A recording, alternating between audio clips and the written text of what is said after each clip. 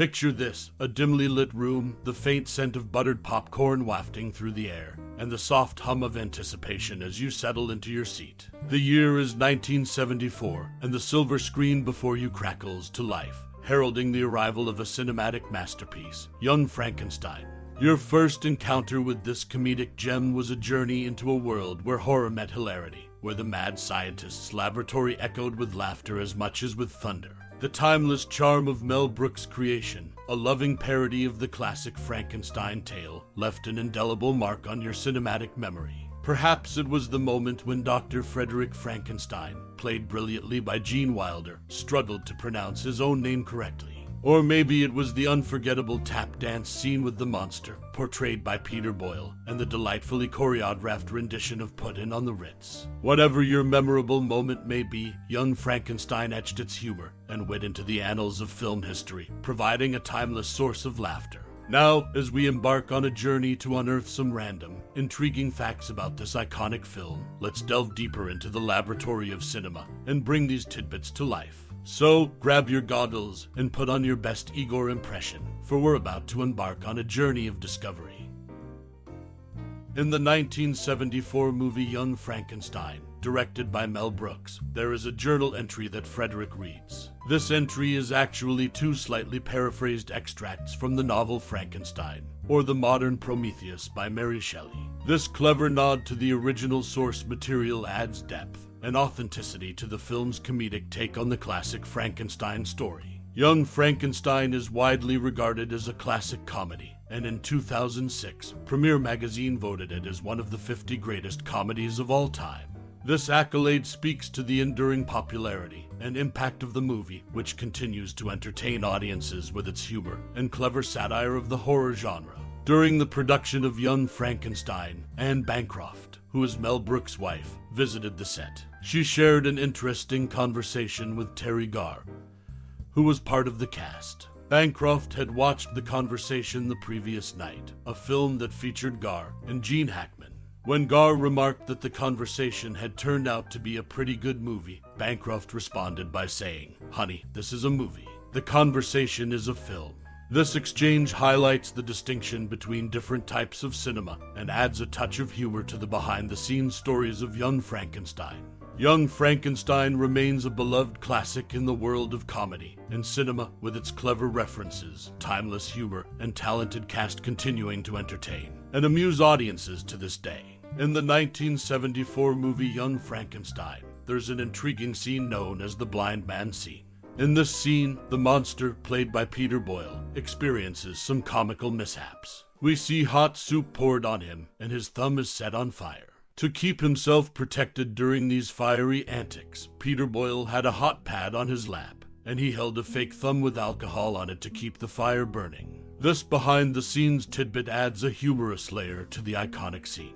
Another interesting aspect is the character Igor, who mentions his family's history with the Frankensteins. He tells Frederick that his grandfather used to work for Frederick's grandfather. It's a clever nod to the legacy of assistance in the Frankenstein story. What's even more intriguing is the name Igor, which is a variation of the character's name in the original Universal horror films. In the 1931 Frankenstein film, the assistant was named Fritz, while Igor didn't appear until Son of Frankenstein in 1939, working for the son of the original doctor. This connection between the classic and the parody adds depth to the film's humor. Lastly, during the production of Young Frankenstein, there was a creative debate about the film's visual style. After the first set of dailies, Mel Brooks and Gene Wilder had a discussion with the director of photography, Gerald Hirschfeld. Hirschfeld had replicated the look of the old Universal horror films. Brooks, however, was not entirely satisfied, as he wanted the film to satirize that look.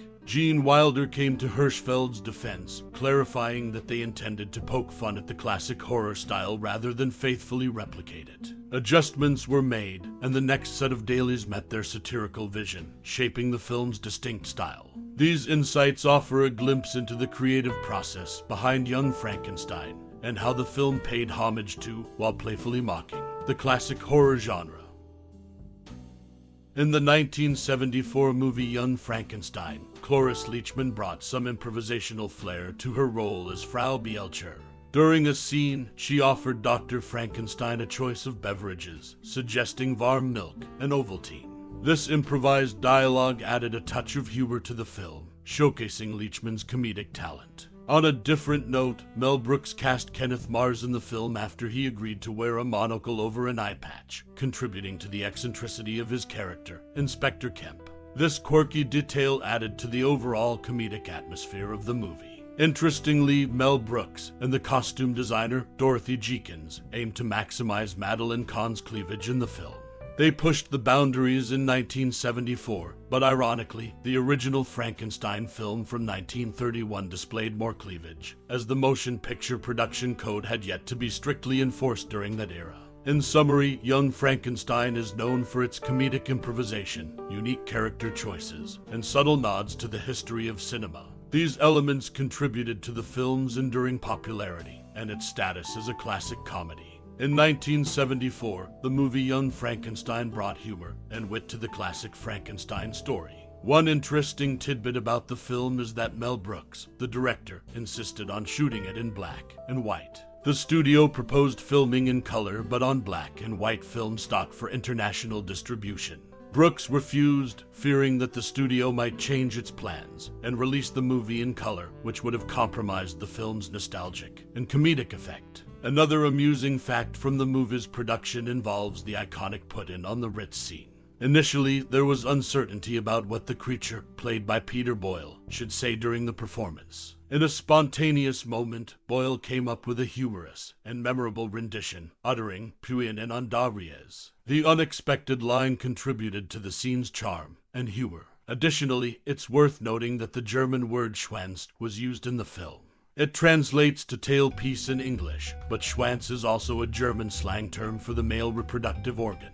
This clever wordplay showcases the film's witty use of language and humor. Young Frankenstein remains a classic in the world of comedy and a testament to Mel Brooks' genius in blending humor with a timeless story. These behind-the-scenes anecdotes offer a glimpse into the creative and humorous process that brought this iconic film to life. As we draw the curtains on this journey through the timeless classic that is Young Frankenstein, I invite you to take a moment to reflect on the personal connection you've forged with this cinematic gem. Whether you're a devoted aficionado or a curious newcomer, there's something undeniably special about the madcap brilliance of Mel Brooks and Gene Wilder. Young Frankenstein, with its blend of humor, horror, and heart, offers a unique spectacle that has resonated across generations. Perhaps you've laughed uncontrollably at the riotous adventures of Dr. Frankenstein and his peculiar entourage, or maybe you've marveled at how the film pays loving tribute to the classic monster movie genre. This film, like the monster himself, is stitched together with care and precision, creating a creature that's more than the sum of its parts. The performances, the witty script, and the hauntingly beautiful black and white cinematography all contribute to its enduring appeal. We encourage you to share your favorite memories, moments, or thoughts about Young Frankenstein with us and your fellow admirers of this cinematic masterpiece. Whether it's the unforgettable put, the candle, back, scene, or the infectious put-in on the Ritz musical number, we'd love to hear your tales and musings. Thank you for taking the time to explore the world of Young Frankenstein with us. Your curiosity and passion for cinema are what keep these timeless classics alive. Until next time, keep the spirit of Young Frankenstein alive in your heart and your discussions. This has been an electrifying adventure.